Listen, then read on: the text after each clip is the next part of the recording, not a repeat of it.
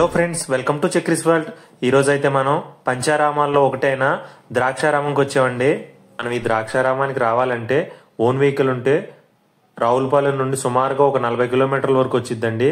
లేదంటే రావులపాలెం నుండి, అమలాపురం నుండి, రాజమండ్రి నుండి నెంబర్ ఆఫ్ బస్సెస్ చాలానే ఉంటాయి. ప్రతి హాఫ్ అన్ అవర్కి ఒకసారి అలా ఉంటాయి.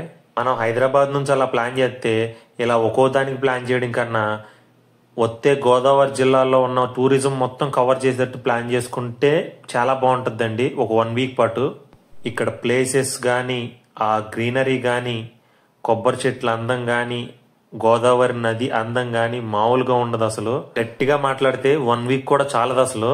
కానీ మెయిన్ కవర్ చేసుకుంటాకి ఒక 1 వీక్ వరకు ప్లాన్ చేసుకోవచ్చు. దాని గురించి మనం ప్రత్యేకంగా వేరే వీడియోలో మాట్లాడదాం, అన్నీ కవర్ చేస్తూ. ఇప్పుడు ఈ ద్రాక్షారామం యొక్క ప్రత్యేకత మాట్లాడాలంటే ఇక్కడ శివలింగం యొక్క ప్రత్యేకత ఏంటంటే, నాకు తెలిసైతే నేనెక్కడ చూసినా శివలింగం ఎంత పెద్దదైనా ఎంత చిన్నదైనా గుడి దగ్గర మాత్రం రాతితోనే ఉంటుందండి 100%.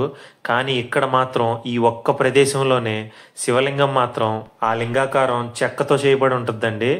అది కూడా మామూలు హైట్ అయితే కాదు. నాకు తెలిసి సుమారు 9 ఫీట్ వరకు ఉంటుందండి ఆ శివలింగం యొక్క హైట్ అయితే.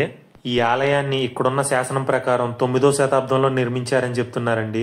చూడ్డానికి చాలా ఓల్డ్ టెంపుల్. మనం ఇక్కడికి రావాలనుకుంటే మాత్రం ఎంత తొందరగా వీలైతే అంత తొందరగా రావడం, ఉదయం టైంలో రావడం మంచిదండి. ఎందుకంటే ఈ ఆలయాన్ని మధ్యాహ్నం 12 గంటలకే క్లోజ్ చేసేస్తారు, మళ్ళీ 2:30కు ఓపెన్ చేస్తారు. మనకి ఈ ఆలయంలో ప్రత్యేకంగా శివలింగానికి 2 దర్శనాలు చేసుకోవాలి. కింద పాద దర్శనం ఒకటి, పైన దర్శనం ఒకటి. 2 స్టేర్లోకి వెళ్ళి దర్శనం చేసుకోవాలి. విగ్రహం చాలా పెద్దది మూలాన మనం కింద ఒకసారి దర్శనం చేసుకుని తర్వాత మెట్లెక్కి పైకి వెళ్ళి పైన ఒకసారి దర్శనం చేసుకోవడం చాలా బాగుంటుందండి.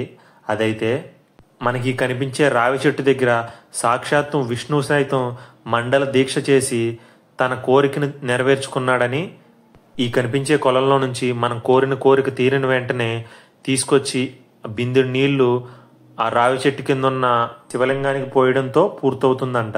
ఆగండి, అప్పుడే ఇంకా వీడియో అయిపోలేదండి. మేము ఇక్కడ నుంచి 25 కిలోమీటర్ల దూరంలో ఉన్న కోరంగా ఫారెస్ట్కి వెళ్ళామండి. అదైతే అసలు మామూలుగా లేదు. ఇప్పుడు వరకు ఇంత మంచి ప్లేసు మనకి జస్ట్ 200 కిలోమీటర్ డిస్టెన్స్ లో ఉన్న ప్లేసు ఎలా మిస్ అయ్యామా అనిపించింది అసలు. ఇప్పుడు మీకు చూపిస్తుంది జస్ట్ శాంపుల్ మాత్రమేనండి. ఇంకా ఈ ఫుల్ వీడియోలో అస్సలు మామూలు లొకేషన్స్ లేవు. నిజంగా కళ్ళు చెదిరిపోతాయండి అసలు. ఆ వీడియో కనుక మీరు అస్సలు మిస్ కాకుండా ఫస్టే చూసేయాలంటే ఇప్పుడు వరకు మన ఛానల్ సబ్స్క్రైబ్ చేసుకోకపోతే వెంటనే సబ్స్క్రైబ్ చేసేసుకోండి ఫ్రెండ్స్.